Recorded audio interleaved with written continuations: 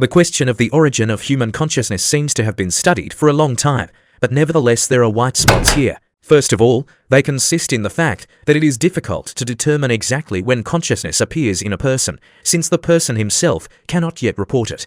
Therefore, observations, experiments, and research are in progress. In the modern world, the difference in the intelligence of former and current people is sharply striking, as if they could think then, but now they are just learning. Should this be taken as an indicator of some simplification of the collective mind? Flores Island in Indonesia was inhabited by humans about 1 million years ago, and about 10,000 years ago they safely died out, leaving behind mysterious dwarf skeletons, small skulls, and primitive tools. Despite the fact that so far there is no single view of anthropologists on the entire history of the Flores man, one thing is for sure. Very simple tools, which even a monkey can create, indicate an extremely low level of culture, which most likely tended to degrade from millennia to millennia. Artifacts are a material aspect of culture.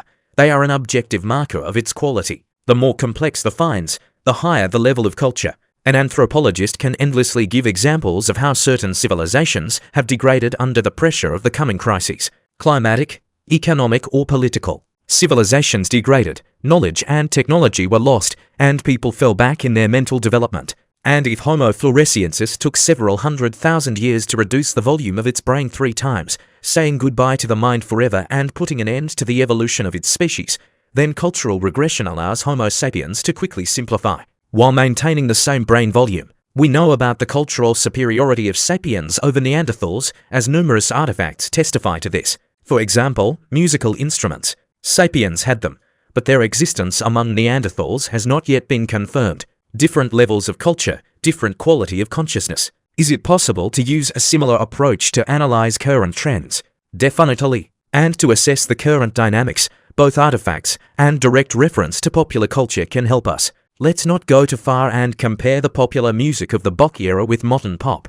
Modern technology will be easier in all respects. This can only indicate that the trend towards simplification is also observed in the field of material culture, which is paradoxical against the background of technological progress. The simplification of a mass product, whatever it may be, is a fairly reliable evidence of the simplification of mass consciousness. The simplification of mass consciousness is quite easy to explain. Market economy algorithms promote what is easier to sell, and it is easier to sell by appealing to weaknesses, that is, to the inner child. Therefore, glamour and gloss puts pressure on the weakest point of a reasonable person, the dopamine button of his animal nature. And since the environment is a tool for educating consciousness, the mass media is the most effective tool for killing critical thinking and strengthening infantilism. Biological evolution takes tens of thousands of years to change the brain.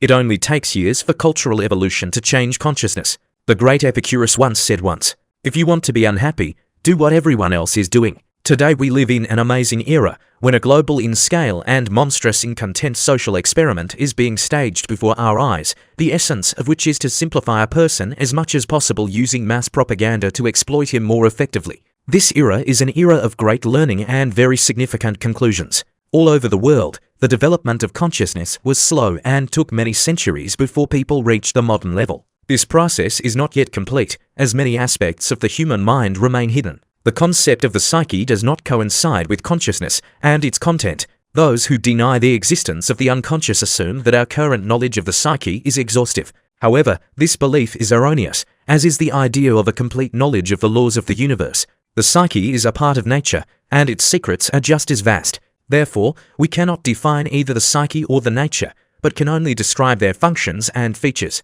Consciousness is a relatively new phenomenon in nature, and it is still in the experimental stage. It is vulnerable, prone to various dangers, and easily injured. For mental well-being and even physical health, it is necessary that the conscious and unconscious are closely interrelated and function in parallel. If they are separated or dissociated, psychological problems arise. In this context, dream symbols serve as important intermediaries between the instinctive part of the mind and rational thinking, and their interpretation enriches consciousness, allowing it to relearn to understand the language of instincts. Although it is natural for a person to consider himself the master of his soul, as long as he is unable to control his emotions and moods or realize the many hidden factors influencing his decisions, he cannot be considered the true master of himself. Modern man seeks to protect himself from the awareness of his fragmented state with the help of a compartment system. Some aspects of his personal life and behavior are stored separately from each other, as if in different boxes, and never overlap. The unconscious is a natural phenomenon that generates meaningful symbols. We cannot expect that a person who has never studied a microscope will become an expert in microbiology. Similarly, someone who is not familiar with natural symbols cannot be considered an authority in this field. However, the general disregard for the human soul is so great that the great religions, philosophies, and scientific rationalism do not want to consider this issue.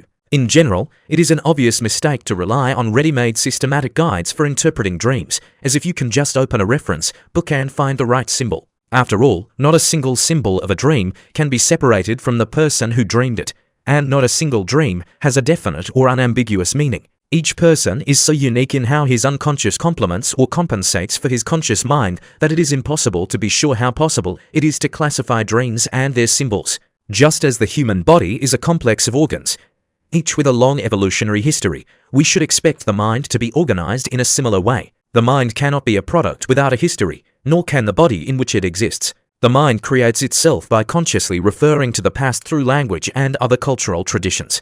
This is the biological, prehistoric and unconscious development of the mind in an archaic human, whose psyche was still close to that of an animal. We must understand that the symbols of dreams are mostly manifestations of the psyche, which is beyond the control of the conscious mind. Meaningfulness and purposefulness are not the prerogative of the mind.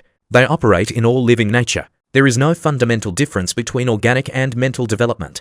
Just as a plant blooms its flowers, so the psyche creates its symbols. Every person is a witness to this process. If for a moment we consider humanity as a single personality, we will see that the human race is like a personality carried away by unconscious forces. And the human race also likes to hide certain problems in separate boxes. But that is why we must pay great attention to what we are doing, because humanity is threatened by self-created deadly dangers that are beyond our control. Today, more than ever, culture is saturated with the poison of targeted victimization. Where the crowd drinks, all the springs are poisoned is an actual Nietzschean message to contemporaries. It is very difficult to resist these large-scale processes alone, trying not to drown in total lies yourself, at least because consciousness is a collective phenomenon. It does not live in a single person, it manifests itself only in social dynamics. To look for like-minded people, to unite around socially significant goals, to invent a business for themselves and carry it out, despite the unfavorable economic climate, to create and protect their own springs. This is the task for someone who is looking for an alternative to universal pollination.